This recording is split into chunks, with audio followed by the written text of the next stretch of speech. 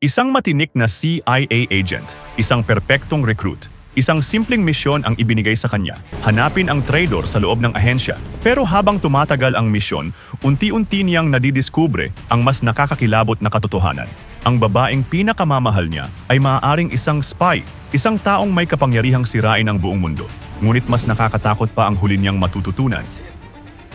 Dahil sa dulo ng kwento, malalaman niyang pinaglaruan lang pala silang lahat mula pa sa simula. At isang tanong lang ang nananatili. Totoo ba ang lahat o isa rin lang itong napakalaking kasinungalingan? Balikan natin ang thriller action movie na The Recruit. Isang kwento ng lihim, panlilinlang at manipulasyon sa loob mismo ng CIA.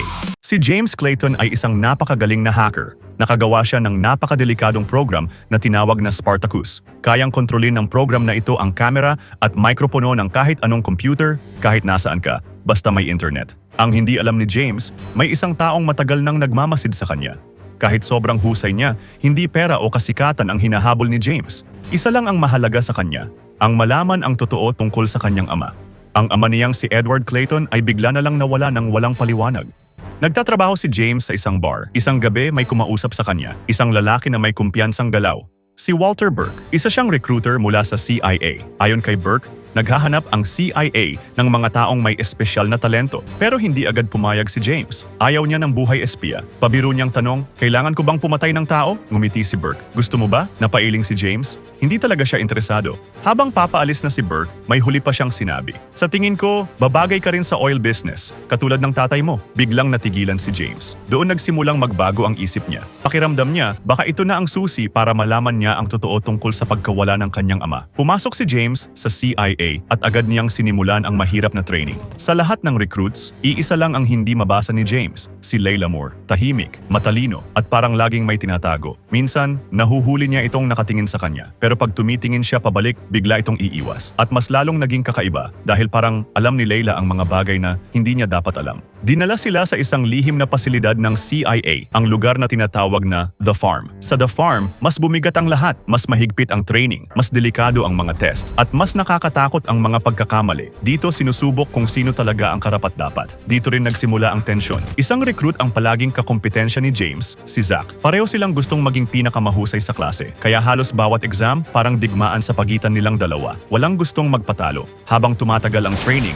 mas nakikilala ni James ang tunay na ugali ni Walter Burke. Sa bawat lecture nito, iisa lang ang palagi niyang sinasabi. Ang pagiging CIA agent ay hindi kasing ganda ng iniisip ng iba. Ayon kay Burke, maliit lang ang sweldo kumpara sa panganib ng trabaho. Wala kang normal na pamilya, walang kasikatan, walang papuri mula sa publiko. Kahit ang mga medalya, hindi mo pwedeng ipagmalaki. Pagkatapos, seryoso niyang sinabi, nandito tayong lahat dahil may pinaniniwalaan tayo. Naniniwala tayo sa mabuti at masama at pinili natin ang mabuti. Naniniwala tayo sa tama at mali at pinili natin ang tama. Tahimik ang buong silid. Napagtanto ni James, ang landas na pinasok niya ay hindi na basta training lang. Ito ay isang desisyon na babago sa buong buhay niya. Habang tumatagal ang training, mas nagiging brutal si Burke. Hindi na sapat ang talino, hindi na sapat ang lakas, ang gusto niyang sirain, ang isip nila, at isang araw, sinabi niya ang 4 na salitang nagpabago sa lahat. Everything is a test. Tahimik ang buong silid dahil biglang napagtanto ng lahat kahit ang simpleng usapan, maaaring patibong. May mas mabigat pa siyang ibinunyag. Sinabi niya na iisa lang sa kanila ang mapipiling maging non-official cover operative or NOC. Ito ang pinaka-importanting posisyon para sa mga field agent ng CIA. Isang secret agent na walang tunay na pagkakakilanlan. Isang gabi, binigyan sina James ng isang lihim na mission. Kailangan niyang pumunta sa isang bar at lapitan ng isang babae. Ang goal niya, kunin ang loob nito at tapusin ang misyon ng walang nakakapansin. Pagdating niya sa bar, may isang bagay na hindi niya inaasahan. Nakita niya si Layla. Nandoon ito, mag-isa at mukhang sobrang malungkot. Parang may mabigat na problema. Lumapit si James. Sinabi ni Layla na natanggal daw siya sa CIA training. Nabigla si James. Hindi niya ito inaasahan. Habang patuloy silang nag-uusap, mas naging personal ang mga salita ni Layla. Sinabi niyang may espesyal daw na connection sila ni James. Isang bagay na mahirap ipaliwanag, pero ramdam. Hindi na napigilan ni James ang sarili. Lumabas ang kanyang tunay na nararamdaman. Nag-alala siya kay Layla, kaya sinubukan niya itong ihatid palabas para makauwi ng ligtas. Pero ang hindi alam ni James, Op completed. Lahat iyon ay bahagi lang ng isang test. Ang totoo, may sariling misyon si Layla. At ang misyon niya, pigilan si James na matapos ang kanyang misyon. Kinabukasan, nagkaroon ng pagkakataon si James na makaganti kay Layla sa isang lie detector test. Tahimik ang silid. Ramdam ang tensyon. Mahinahon pero diretso ang tanong ni James. Kagabi sa bar, sinabi mo na may espesyal tayong koneksyon. Totoo ba yon? Biglang nabigla si Layla. Halata ang kaba niya. Mabilis ang tibok ng puso niya. Sumunod ang tanong ni James. Mas seryoso, mas personal. Gusto mo bang makipag-sex sa akin kagabi? Namula si Layla.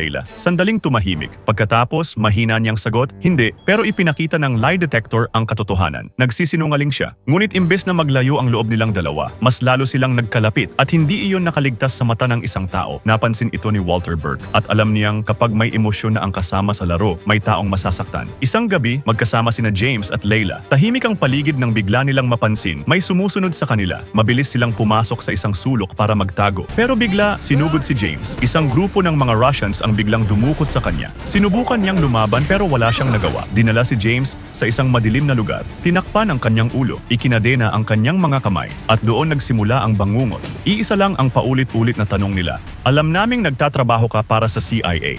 Sino ang instructor mo? Sino ang handler mo? Tiniis niya ang lahat. Paulit-ulit siyang binubugbog. Paulit-ulit siyang tinatanong at habang tumatagal, unti-unti nang nasisira ang isip niya. Halos hindi na niya malaman kung alin ang totoo at alin ang panluloko. Nalilito siya, pagod at halos wala ng lakas. Isang araw, may sinabi ang mga dumukot sa kanya na pinaka-nakakatakot sa lahat. Kapag hindi ka nagsalita, si Layla ang susunod. At doon, unang beses natakot si James. Doon siya tuluyang bumigay. Buong lakas siyang sumigaw. Burke! Burke! Gusto niyo ng pangalan? Burke! Ilang segundo lang ang lumipas. Biglang nagbukas ang pader. Nawala ang dilim. Naging tahimik ang paligid. At doon niya nakita ang buong klase niya. Nandoon ang lahat, kasama si Layla na umiiyak. Napatigil si James. Nalilito siya. Hindi niya agad maintindihan kung ano ang nangyayari. Hanggang sa nagsalita si Walter Burke, ibinunyag niya ang masakit na katotohanan. Isang pagsubok para sukatin ang hangganan ng isang ahente. At si James bumagsak dahil kahit gaano siya katagal tumagal, kahit gaano siya naging matatag, sa huli nagsalita pa rin siya. Pagkatapos noon, agad na tinanggal si James sa CIA. Parang gumuho ang mundo niya. Nawalan siya ng pag-asa. Nawala ang direksyon ng buhay niya. Lumipas ang ilang buwan. Tahimik ang mga araw. Parang tapos na ang lahat. Hanggang sa isang araw, biglang may bumukas sa pinto. Si Walter Burke. Doon niya nalaman ang isang nakakagulat na katotohanan. Ipinaliwanag ni Burke na ang pagpapatalsik kay James ay isang cover story lang. Ang totoo, pinili si James para sa isang napakadelikadong assignment. Bilang isang non-official cover operative o mas kilala bilang NOC, ibig sabihin, isa na siyang secret agent ng CIA. Pero mariing babala ni Burke, kapag nahuli ka, wala kaming aaminin. Walang CIA, walang tulong. Ikaw lang, mag-isa. At pagkatapos, ibinigay ni Burke ang kanyang unang misyon. Isang misyon na hindi niya inaasahan. Alamin mo kung sino ang handler ni Layla. Biglang napatigil si James. Nanlaki ang kanyang mga mata. Hindi siya makapaniwala sa narinig niya. Sa lahat ng posibleng utos, bakit si Layla pa? Ayon kay Burke, may mabigat silang hinala. Posibleng si Layla ay isang mole or double agent. Isang traidor na lihim na nagtatrabaho para sa mga foreign agents. Ang pakay daw ni Layla, isang napakadelikadong computer virus na tinatawag na ICE-9 at hindi ito ordinaryong virus. Ang ICE-9 ay kakaiba. Hindi ito kumakalat sa internet, hindi rin sa cellphone signal. Sa halip, ginagamit nito ang electrical grid ng buong mundo. Kapag pinakawalan ang ICE-9, sa loob lang ng ilang segundo, maaari nitong patayin ang halos lahat ng electronic devices sa planeta. Walang ilaw, walang komunikasyon, walang kontrol. Dahil dito, sobrang seryoso ng operasyon. At saka sinabi ni Burke ang isa pang nakakagulat na sikreto. Hindi raw aksidente na napili si James mula sa MIT. Matagal na pala siyang minamatyagan ng CIA. At may dahilan kung bakit siya talaga ang pinili. Ayon kay Burke, tugmang-tugma ang personality at skills ni James kay Layla. Alam ni Burke na magtitiwala si Layla kay James. At mas masama pa roon, posibleng may nararamdaman si Layla para kay James. At iyon mismo ang planong gamitin ng CIA laban sa kanya. Tahimik lang si James habang pinapakinggan ng lahat. Binigyan si James ng isang mababang posisyon sa headquarters ng CIA sa Langley. Ito ang kanyang cover story. Sa panlabas, isa lang siyang ordinaryong empleyado. Tahimik, hindi pinapansin, parang walang kahalagahan. Pero sa likod ng lahat, nasa gitna na siya ng isang napakalaking conspiracy na pwedeng magpabagsak sa buong mundo. Pinagkunwari nilang nagkakataon lang ang bawat pagkikita nila ni Layla. Ngunit halata, tuwang-tuwa si Layla na muli niyang makita si James. Makikita ito sa kanyang mga mata. Habang lumilipas ang mga araw, lalo silang nagiging malapit sa isa't isa. Pero sa likod ng bawat ngiti ni James, may tinatago siyang misyon. Palihim niyang nilagyan ng listening device ang coat ni Layla. Hindi para saktan siya, kundi para subaybayan ang bawat kilos nito. Inutusan siya ni Burke na pasukin ang computer ni Layla. Kailangan niyang malaman kung may kinalaman nga ba ito sa pagkawala ng deadly virus. Habang tumatagal ang investigasyon, lalo ring nagiging komplikado ang sitwasyon. Dahil unti-unti nangingibabaw ang kanyang damdamin para kay Layla. Dumating ang isang araw, isang sandali ng katahimikan, isang tinginan, at doon nila napagtanto, hindi na nila napigilan ang kanilang nararamdaman. Ngayon, nahaharap si James sa pinakamahirap na laban. Sundin ba niya ang misyon o sundin ang puso niya? Habang tahimik na ina-access ni James ang computer ni Layla, may natuklasan siyang nakakakilabot. Totoo pala ang kanilang hinala. Si Layla nga ang kumukuha ng Ice-9 mula sa pasilidad ng CIA. Pero hindi niya kinukuha ang buong virus ng sabay-sabay. Paisa-isa niya itong inilalabas, maingat, tahimik para hindi mahalata. Agad na ipinaalam ni James ang lahat kay Burke. Akala niya kontrolado pa ang sitwasyon. Pero ang hindi niya alam na rin ni Layla ang ginagawa niya. Mula noon, bumalik ang lahat sa isang matinding pagkukunwari. Mga ngiti na may lihim, mga salitang may itinatago, walang siguradong kakampi. Sinundan ni James si Layla hanggang sa isang metro station. Mula sa malayo, nakita niyang may inabot si Layla sa isang misteryosong lalaki. Alam ni James, ito na ang pagkakataon niya. Biglang nagkaroon ng matinding habulan. Hanggang sa isang iglap, tuluyan niyang napatumba ang lalaki. Tumahimik ang paligid. Paglapit niya para makita ang mukha, biglang nanlamig si James. Nanlaki ang kanyang mga mata. Ang lalaking nandoon, si Zach, ang dati niyang karibal mula sa The Farm. Doon nagsimulang mabasag ang lahat ng akala ni James. Kung bahagi rin ng operasyon si Zach, ibig sabihin, mas malaki, mas malalim, at mas magulo ang conspiracy kaysa sa inaakala niya. At ngayon, hindi na lang siya naghahanap ng sagot, nasa gitna na siya ng isang larong pwedeng magpabagsak ng lahat. Kailangang harapin muli ni James si Layla para mabawi ang ninakaw na virus. Hindi na pwedeng umatras. Nagkaroon sila ng matinding habulan sa kalsada, hanggang sa tuluyan ng matigil si Layla. Itinutok ni James ang baril sa kanya. Mahigpit ang boses niya habang kinukuha ang USB drive mula kay Layla. Pero nagsalita si Layla, isang revelasyong hindi niya inaasahan. Ayon kay Layla, si Zach daw ang totoong knock. Ang tunay na lihim na operative ng CIA, hindi si James. Biglang natigilan si James. Parang gumuho ang lahat. Pakiramdam niya, niloloko na naman siya. Humarap si Layla. Mahinahon pero seryoso. James, hawakan mo ang pulso ko. Tingnan mo ang mga mata ko. Hindi ako nagsisinungaling. Ipinaliwanag ni Layla ang totoo. Mayroon daw siyang opisyal na misyon na aprobado ng CIA. Inutusan daw siya na subukan ang security system ng CIA dahil may hinala sila na may ibang taong nagnanakaw ng lihim na impormasyon mula mismo sa loob. Ibig sabihin, parte lang siya ng isang internal operation. Ayon pa kay Layla, ang program na kinuha niya ay hindi totoong Ice-9. Isang dummy program lang daw iyon. Isang fake virus na ginawa lang para sa testing. Pero hindi kumbinsido si James. Agad niyang sinaliksik ang code gamit ang kanyang programming skills. Habang mas tumatagal siyang tumitingin, mas lalo siyang kinakabahan. Kilalang kilala niya ang code na iyon. At malinaw sa kanya ang katotohanan. Hindi iyon fake, hindi iyon dummy. Totoong-totoo ang Ice-9. At sapat iyon para maintindihan niyang may nagsisinungaling. Ang tanong na lang, si Layla ba o si Walter Burke mismo? Galit na pumasok si James sa kotse ni Burke. Hawak-hawak niya ang laptop ni Layla at tinutok ang baril. Hindi na niya mapigilan ang sarili. Ano ba talaga ang nangyayari? Punong-puno ng galit at pagdududa ang boses niya. Gusto niyang malaman, sino ba talaga ang nagsasabi ng totoo? Pero kabaligtaran niya. Kalmadong-kalmado si Burke. Ngumiti ito at mahinahong nagsalita. Itago mo na ang baril na yan. Blanko lang ang bala niyan. Lalong nagalit si James. Sumigaw siya. Sabihin mo ang totoo. Magsalita ka. Ngumiti lang si Burke. Congratulations. Naipasa mo ang final test mo. Ayon kay Burke, hindi raw talaga namatay si Zach. Peke lang daw ang lahat, bahagi lang ng operasyon. Naningkit ang mga mata ni James. Paano ang Ice-9? Tanong niya. Sumagot si Burke ng walang emosyon. Itapon mo na ang laptop? Souvenir lang yan. Walang kwenta ang laman niyan. Hindi makapaniwala si James. Alam niya, totoo ang virus. Nakita niya ang code. Nararamdaman niya ang bigat ng katotohanan. Patuloy ang paliwanag ni Burke. Lahat ng yon, roleplay lang. Buhay si Zach at anumang oras, magkikita-kita na tayo para sa debriefing. Sa unang tingin, parang may sense ang lahat ng sinasabi niya. Muling nagsalita si Burke, parang naiirita. Ibaba mo na yung baril sa mukha ko. Blanko lang ang bala diyan. Sandaling nag-isip si James. Sandaling nagduda siya sa sarili. Pero bago pa siya makakilos, biglang tinapik ni Burke ang baril.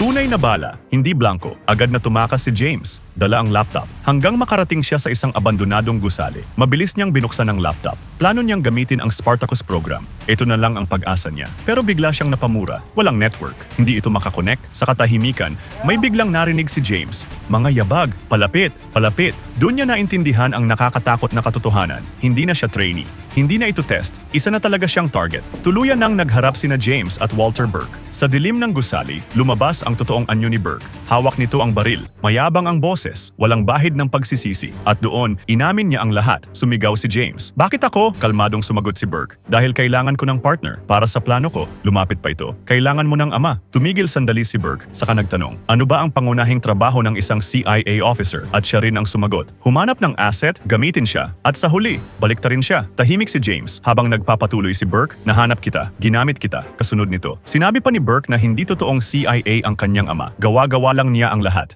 Napuno ng galit si James. Magkano? Magkano ang kapalit para mabili ang dakilang Agent Burke? Biglang putok ng baril. Walang emosyon si Burke habang sinasabi ang katotohanan. $3 milyong.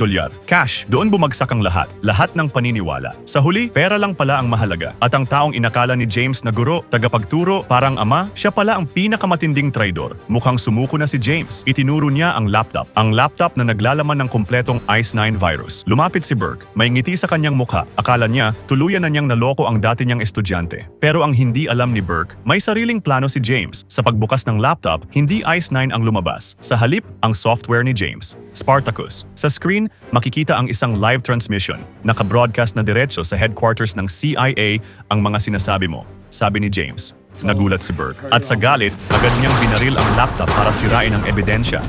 Pero huli na ang lahat. Hinabol ni Burke si James palabas. Pagdating nila sa labas, biglang huminto ang lahat. Ang buong lugar ay napalibutan ng mga armadong SWAT team ng CIA. Maraming ilaw, maraming baril, at lahat ng iyon nakatuon kay James. Tahimik ang hangin. Walang gumagalaw. Lumabas si Burke. Freeze! Huwag gagalaw! Sigaw ng SWAT team na nakapalibot na sa buong lugar. Tumingin si Burke sa paligid at ngumiti ng mapait. Tingnan mo nga naman, 27 taon. Ngayon ko lang naranasan ang spotlight. Nagsimula siyang magsalita, isang mahabang pag-amin, isang sermon kung bakit siya naging traidor. Narinig ng lahat ang kaniyang sinabi. Nabigla ang mga kasamahan niya sa CIA. Habang nagsasalita si Burke, lalo lang niyang inilalantad ang sarili niya. Hanggang sa tuluyan ng maunawaan ng CIA ang buong katotohanan. Ilang saglit pa, lumipat ang target ng SWAT. Hindi na si James, si Burke na. Napatingin si Burke kay James at doon niya nalaman ang laptop. Bigla niyang naintindihan ang isang bagay. Hindi pala totoong nakakonek ang laptop sa CIA headquarters. Isa lang pala itong fake link. Isang panlilin lang. Sa isang iglap, tinamaan siya ng pinakamapait na katotohanan. Hindi si James ang sumira sa plano. Hindi rin si Layla. Siya mismo. Nang makita niyang wala na siyang takas, gumawa si Burke ng huling desisyon. Bigla niyang itinutok ang baril. Sa loob lang ng ilang segundo, bumagsak sa lupa ang lalaking dating kinatatakutan ng lahat. Ang mentor na kayang manipulahin ang kahit sino, natalo sa sarili niyang laro. Tahimik na nakatingin si James. At doon niya tuluyang naintindihan ang pinakamahalagang aral sa mundo ng espionage. Sa mundong puno ng kasinungalingan, ang pinakamapanganib na tao ay ang marunong kontrolin ang katotohanan. Lumapit si Layla at muling niyakap si James. Pagkatapos, isinakay siya sa isang sasakyan papuntang Langley para sa final debriefing. Habang nasa loob ng sasakyan, biglang nagsalita ang isang CIA employee. Tumingin ito kay James at sinabi ang mga salitang tuluyang nagpabago sa lahat. You were born to do this. It's in your blood. Nanahimik si James. Dahil sa simpleng pangungusap na iyon, napagtanto niya ang isang bagay. May isang katotohanan pala sa lahat ng sinabi ni Burke. Ang ama niya ay totoong nagtrabaho para sa CIA.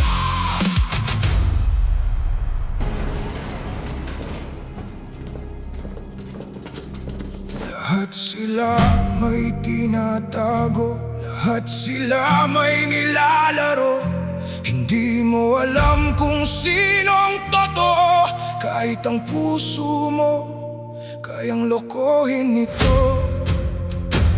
At kung bumagsak man ako, hindi ako susuko. Sa mundong puro kasinungalingan, ako ang huling tatayo.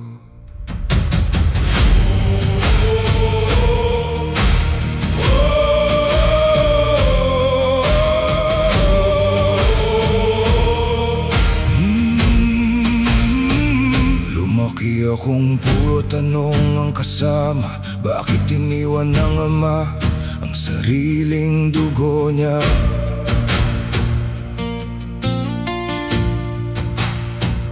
Hanggang may lalaking lumapit isang gabi at sinabing may sagot sa likod ng mga lihim. Dinala nila ako sa mundong puro maskara. Bawat ngiti may talim na nakatago sa likod. Sa bawat pagsubok na pilit kong nilalabanan, unti-unti ring nawawala ang dati kong pangalan. Dahil sa lugar na to, kapag nagtiwala ka, ikaw ang unang babagsak. Lahat sila may tinatago, lahat sila may nilalaro. Hindi mo alam kung sinong totoo, kahit ang puso mo kayang lokohin ito. At kung bumagsak man ako, hindi ako susuko sa mundong puro kasinungalingan. Ako ang huling tatayo. Akala ko pag-ibig ang